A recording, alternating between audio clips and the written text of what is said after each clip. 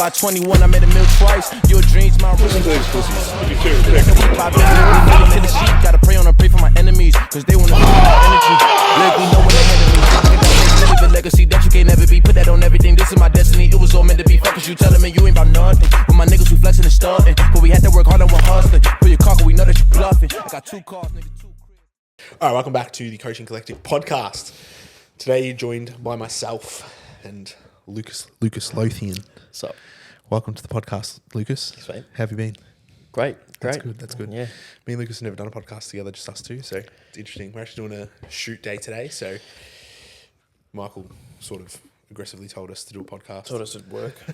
He said, well, while you're just sitting there, just go do a podcast. And we're like, nah, okay, whatever, we'll do something. But Lucas has plenty of content that he needs to film, so it's going to be a 20-minute pod. We're going to be quick. We're going to be short. We're going to be sharp. I reckon, have you done Q&A recently? I feel like Q&As are always good. Q&As are pretty solid. We haven't done one in a while. When was the last time you did one? Oh, you did one the other day? Yes, I did. Yeah, what am I talking about? Were there any good questions on it that we could talk about on this? Yeah, it was like, what's James? Like, I know you've probably already answered them. What's James's cycle? What's James's cycle? Fuck. It's probably the question on everybody's lips at the moment, I reckon. Also, the question on everybody's lips is, are you doing season C?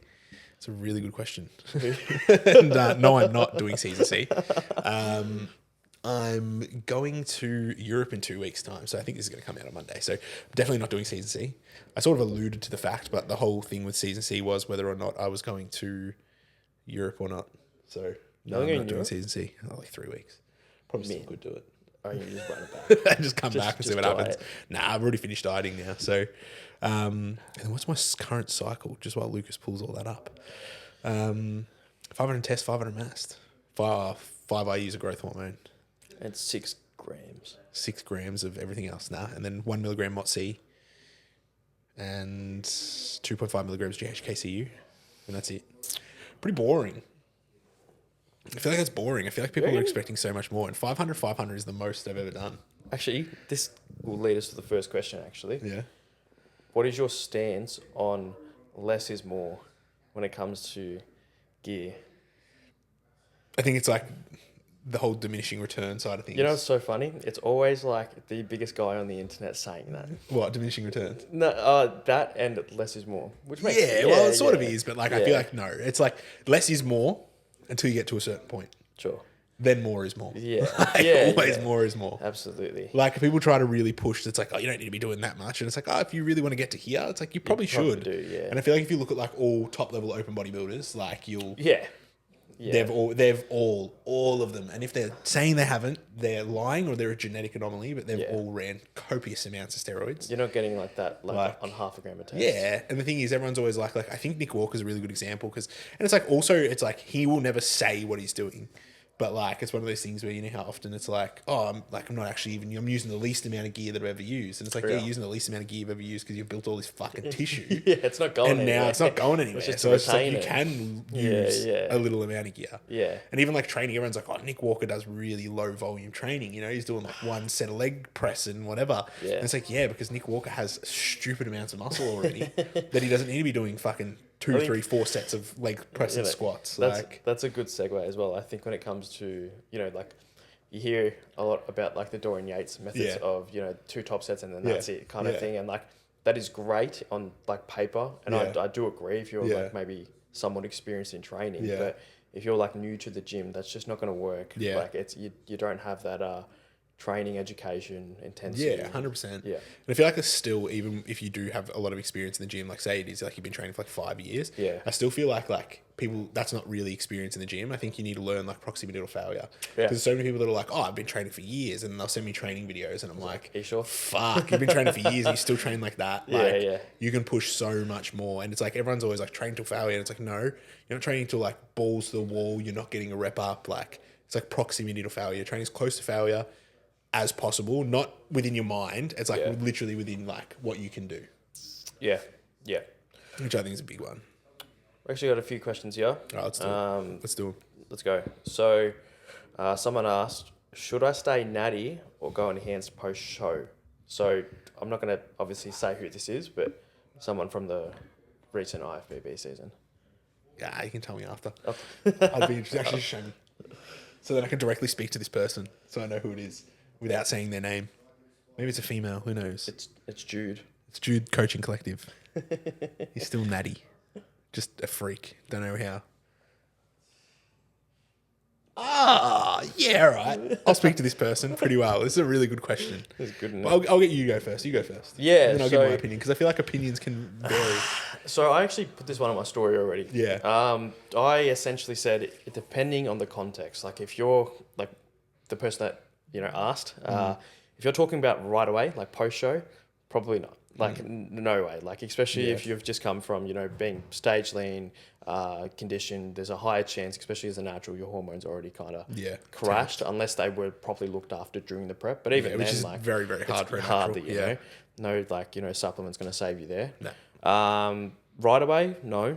I think if like, it's end of the day, it's your choice. It's no different than the regular gym goer deciding to hop on. Obviously, just take precaution, speak with your coach, and 12, 16 weeks maybe. Yeah. That's exactly right. So if I was this person, like, a few things you got to weigh up, not just so much like the immediately post-show side of things, but I think one of the big things is weighing up if this is a long-term, I guess, goal. And I feel like that's often when people do jump on. I don't know if you did this before you started, but did you, like, I mean, you know what I mean? Yeah. Like, I don't know if you had any thought process behind it. You were more just like, I really love this and I just want to do it. Yeah, no. Do you have anything that sort of like weighed it up and you're like, oh no, might do it? Like, I think for me it was like, I knew at some point I wanted to compete in IFBB. Yeah. This was before like the natural, seasons were a thing, and I kind of made that decision that I was going to compete. Yeah. And I think that's a big one. I think like making the decision to decide whether you want to do it or not. And it was like, for me, the biggest one was like fertility. I remember this is going back a long time ago. This is probably going back like 3 years. Yeah. I did a consultation call with Luke Miller. And I spoke to him about it because I was going to move from, it was when I was getting coached by AJ Morris at the time. Yeah. And I said to AJ, I'm thinking of going enhanced. King of natties. Looked at Luke Miller and I'm like, I know you're pretty close with Luke. Like, he was pretty close with Luke at the time. I said, if I go enhanced, like, would you be keen to sort of pass the reins over to him to sort of, you have that communication, you'd be like, here's his data sort of thing. And he was all for it. And then I did that call with Luke. And at the time, I think Luke was struggling to conceive. He's got like a 2-year-old now or something like that. Yeah. Luke, 3-year-old maybe.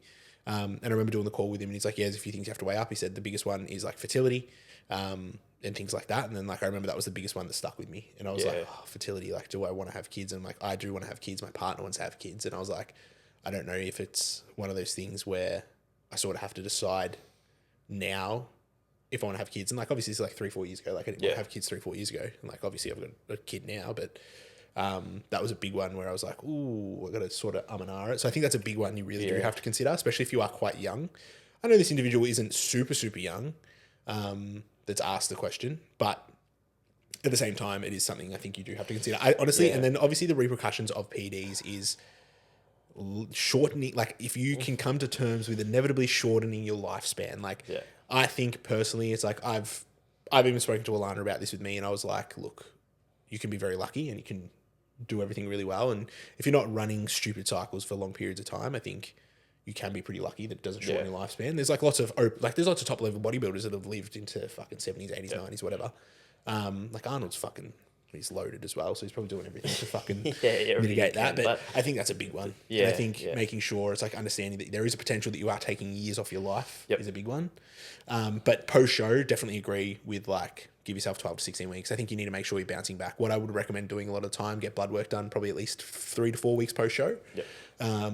Reason being is just because like it gives you a little bit of opportunity, like peak weeks, skew number data and things like that. You don't want to see like livers, kidneys, fucking all that kind of thing out of the way.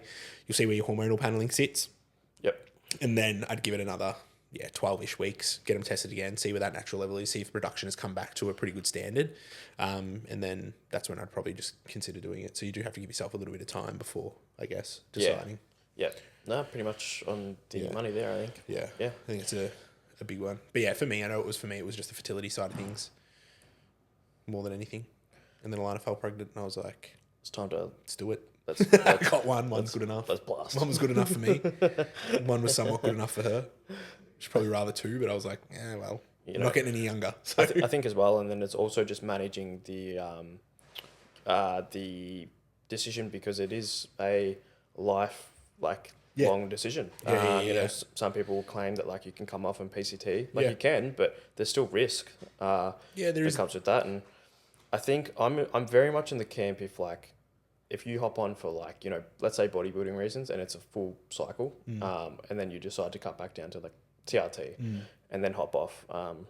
Sure, but like, why would you at that point? Like, you want to keep your not natural test, but you want to keep your test a little bit higher. Yeah, 100%. I say that to people all the time. I say if I like turned 35 and I noticed my 35 plus, and I noticed my testosterone was sort of going down, I'd be on TRT anyway. Yeah. Like I've always said that. I said by the time I'm 40, even like I'd be on TRT even if I was still natural. Like I think it's just the way to do it. Yeah. Well, you see with a lot of like lifestyle clients now, even for me now, like I've got a few lifestyle guys that are 35, 40, and they're getting blood work, just seeing where they're at. So yeah, man, I've got a 60-year-old client that's doing it. Couldn't get it from the doctors. His testosterone level was low. It wasn't out of range. Yeah. And he was like, I really want to do TRT. Yep. And just easy. Like nothing crazy. He's not doing stupid amounts. I think he's on like 200 tests. Sweet. To be honest with you, 200 tests for him is probably even a little bit too high. Because the blood work comes back his test comes back pretty fucking high. And I'm like, we could strip it back. And he's just all like, nah, I feel good. I'm feeling good. I'm like, you know what, fuck it. We'll leave it. I'm like, if you don't care, I'm like, 60 plus. I'm like, if you're pretty happy with the consequences of your actions at that age, like, is what it is. I think, it speaks to quality of life, if anything. Yeah, 100%. Next one. So when wanting to eat off plan and you don't know the macros, do you skip it or send a photo to ChatGPT? I answered this, so you answer first. You answered. I've answered this already. I didn't even think about sending a photo to ChatGPT, to be honest with you. It's not a bad idea. I wouldn't skip it. I'd just loosely track it. I'd usually often, if I can't get the calories and macros, I'll just overestimate the calories, depending on the phase that I'm in.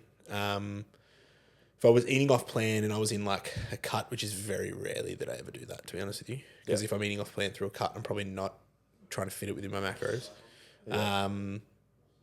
I'd probably say just undershoot as much of the food as you can. Don't get anything too fucked up. And just like, again, overestimate it. But if I was in a surplus, I'd probably just like roughly guess it. Usually in an off season, if I go for something a little bit more, say I'm going for college dropout. Yeah. Hopefully college dropout watch this and give us a sponsorship because we need that. Collab, come on, guys. We need a burger ASAP on that menu. But I think like if I were to go there, I'd be like, all right, I'm getting this box, comes with a burger, it comes with some tenders, chips, whatever. I usually just leave myself like 1,500 calories. And I just admit to the fact that I'm going to be at least a couple calories over, even though I'm probably not. And you're going to wake up in the morning, scales will be up. Well, scales are down. That happens quite a lot, bro. I just said to Jude, like I had a burger last night. Yeah. Drop weight. It was awesome. Yeah, it's elite. I answered this like on my Instagram pretty much the same. But I think it also just, you have that discussion with your coach on what an off-plan meal actually means. Yeah. Like I think, you know, for all my clients, like their meal plan is set up so that they don't really have to calorie bank for it. They can just kind of have fun with it. Obviously, like don't go ridiculous, but we just pull things out and go from there. Tracked off-plan meals are a good one as well. Go someplace you know that you can track it. Yeah, that's like your grilled in Nando's, your 100%. GYGs, things like that. Yeah. Obviously, it's never going to be perfect to what they say it is online, but I would just avoid ChatGPT. I'd avoid ChatGPT. The photos, But you know what? There is that. What's a guy? You know, the fucking Krispy Kreme guy. I know. Chris Williamson. Is that his name? Chris Williams. He has an app. Chris Williams. Is that his name? No, that's the podcast guy. I know who you're talking about though. Bald guy. The bald guy. Really white teeth. He's Krispy Kreme guy. Chris something. Anyway, him. Yeah. I know he has an app. Oh really? That does that. I think I've just seen. Yeah. It's like AI and it tells you how many calories are roughly in it. Yeah. Okay. And you track through that, but I don't know about that. I don't know if I love it. I mean, if AI gets better and it gets really good, it's probably worthwhile. But I don't know how perfect AI is at the moment for that. Next one. How important is posing practice? Very. Bro. Yeah. Like the person that asked me, I'm like, the person that asked is a competitor themselves, and I basically said like it was a shit analogy, but it was like to go catch a fish, like when fishing you need to bring a fishing rod, like it's true though. It's just kind of the same, like it is, like you can, and that's like the biggest fundamental on stage. 100%. It's bodybuilding is a presentation sport. I also think that's like the one thing in a prep that you really have control over. Yeah. Because like the food and how your body responds and like things like how lean you can get naturally, like you don't really have control over. It's not like you can change your genetics for how lean you can get and just things like that. Whereas you're posing, you can wake up every day and practice your posing and get better at it and better at it and better at it. Like you have control over that one thing. I think posing and I would say like conditioning. Just in your control to an extent. Yeah. More so on the posing side, I'd probably say. But it just comes down to the level. Even just like effort.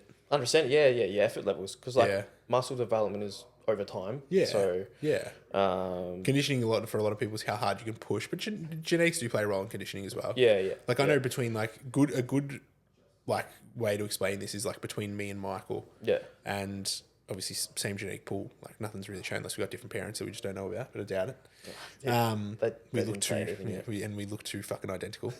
And we probably sound identical as well. If I didn't say this was James on the podcast or it was on a video, and you wouldn't know if it's me or Michael speaking. But Michael seems to get in condition really, really well and really, really easy, whereas I struggle a little bit more to pull it off. And we've always noticed that I struggle a little bit more to get in shape. And I have to push harder than Michael does, for example. That's probably the main thing. MP or Classic for James next comp? Don't know. Or open. I don't know. Fuck, man. I'm really considering going open. Or open.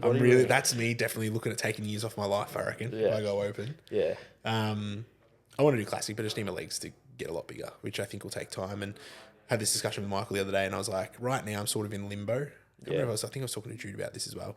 Sort of in that limbo period now where the deficit's finished. I'm going on holidays. I'm sort of like in that between period where I'm just sitting at maintenance. I'm not doing anything too crazy because I'm like, I don't want to hold shape. I'm going to Europe. Yeah. I'm going to be on a beach at some point. Like I want to look okay. But I was like, I'm not really training properly. I'm not really doing anything. I'm sort of just having fun with training. It's like I have the same structure. So like I'm push, pull, legs, upper, lower. Yeah. But like I'm sort of just going in and being like, I don't feel like doing this chest press today. I'm going to do this one instead. Like just little things like that. And I'm just sort of training to go with the motions, sort of hold tissue, put on tissue over this time. And then I said to Michael, when I get back from Europe, I'm like, it's full blown pedal to the metal. Like I was like, we're going like full fucking off season spec. Like I'm getting as big as I fucking can.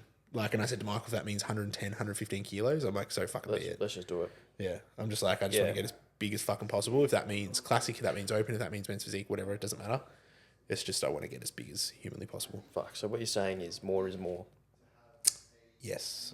Well, more is more than what I'm currently doing. So, yeah. More is more. Natty Sups. So Natty Sups. This is not Natty. Shilajat. Tonkat Ali. Turk. Turkesterone. I don't even know if Turkesterone is considered natural anymore. What's your current sub stack just for health? For health? That kind of thing? Fuck. I keep it pretty basic. Do you want to go first? You go first. Yeah. You go first. Creatine, multivitamin, fish oil, NAC, Tudcar, and magnesium, and then electrolytes. Is that it? Fuck, Jude keeps you pretty conservative. Nah, there's more. I just can't pronounce them properly. Like what? Hold on. He's going to pull up the app. I've been doing creatine gummies. Really? Well, no. So what happened was I wanted Alana to start taking creatine, and I found Premium Sups had them. Yeah. And they had them severely discounted because they were underdosed. So they put up there, it's like, we've got them discounted. They're discounted because they're underdosed. It was like each gummy's meant to be 2 grams creatine, and I think they came out to like 1.2 or 1.3 per gummy. Yeah, right. So I really underdosed them. So I bought them for Alana for her to have them. And she fucking hated them. She thought they were disgusting. Yeah. So she's not taking them. So I was just like, well, I fucking got them now. So I've been doing the creatine gummies. Yeah.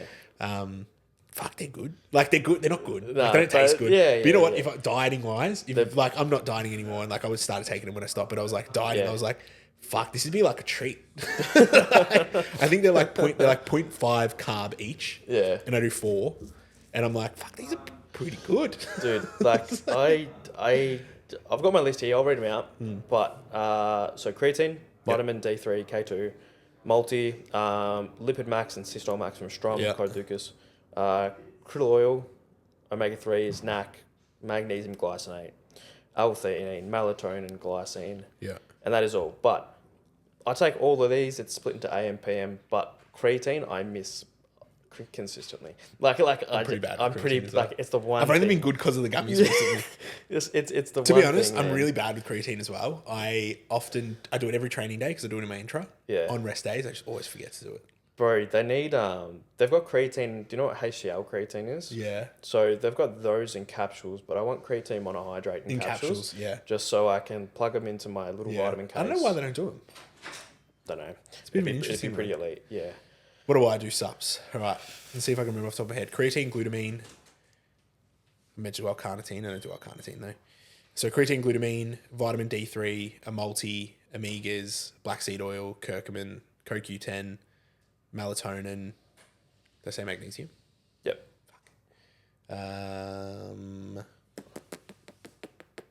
Fuck. Knack. Bergamot. I think that's it. No Tudka? No. My liver's always come back pretty good. No, must be nice. Yeah. Yeah, I think that's it. The only thing I ever really had issues with in blood work is HDL and LDL. Yep. But it's been pretty good. Nothing really comes back bad. I think my last bloods were pretty good. We're going to do a bloods review, all 4 of us. Fuck, that'd be a good one, actually. That'd be a good pod. Yeah. Well, fuck, Michael and Jude. I reckon we should do an off-season one when Michael and Jude are done. Oh, fuck yeah. Because right now it'd be too skewed. But it'd also be all right.